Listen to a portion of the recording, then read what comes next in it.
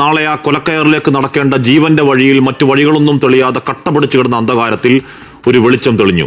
Republic of Yemen public prosecution സ്ഥിരീകരിക്കുകയാണ്.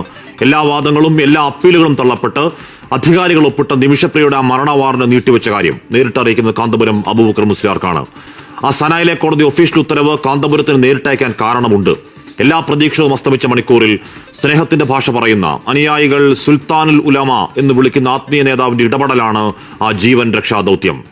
ഹൂത്തികളുടെ നിയന്ത്രണത്തിലുള്ള സ്ഥലം, കേന്ദ്ര സർക്കാരിനടക്കം ഒരു ഡിപ്ലോമാറ്റിക് ഇടപെടൽ അങ്ങേയറ്റം സങ്കീർണമാക്കുന്ന ഘടകങ്ങൾ ഇന്നലെ സുപ്രീം കോടതിയെ അറിയിച്ചതാണ് അറ്റോർണി ജനറൽ ആർ വെങ്കട്ടരമണി. അങ്ങനെ എല്ലാം അസ്തമിച്ച് ശിക്ഷ നടപ്പാക്കാൻ 24 മണിക്കൂർ പോലും ഇല്ലാത്തപ്പോൾ അടഞ്ഞ വാതിലുകൾ തുറക്കാനിറങ്ങിയതാണ് കാന്തപുരം.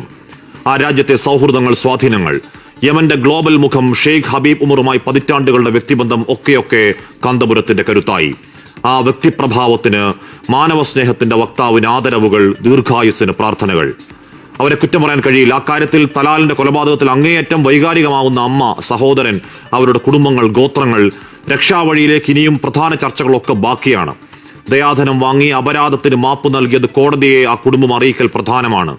ആ ബ്ലഡ് മണി അതെത്രയാണെങ്കിലും നമ്മുടെ ഒരു കൂടപ്പിറപ്പിന്റെ ജീവൻ കാക്കാൻ ഈ നാട് സമാഹരിക്കുമെന്നത് കേരളത്തിന്റെ വാക്കാണ്. ലോകത്തോട് പിന്നെയും കരുത്തോടെ, കാമ്പോട്, ആർജവത്തിൽ നമ്മൾ പറയുന്നു, വെറുപ്പിന്റെ വക്താക്കൾ പുലമ്പുന്നതല്ല സത്യം. വീണ്ടുകിടക്കുന്നവന്റെ ജാതിയും മതവും തിരയാതെ ഏതൊക്കെ വഴികളിൽ, ഏത് പരമാവധിയിൽ പോയും കൈപിടിച്ച കയറ്റിലാണ് ഞങ്ങളുടെ ശീലം. ഇതാണ് Kerala story, the real Kerala story.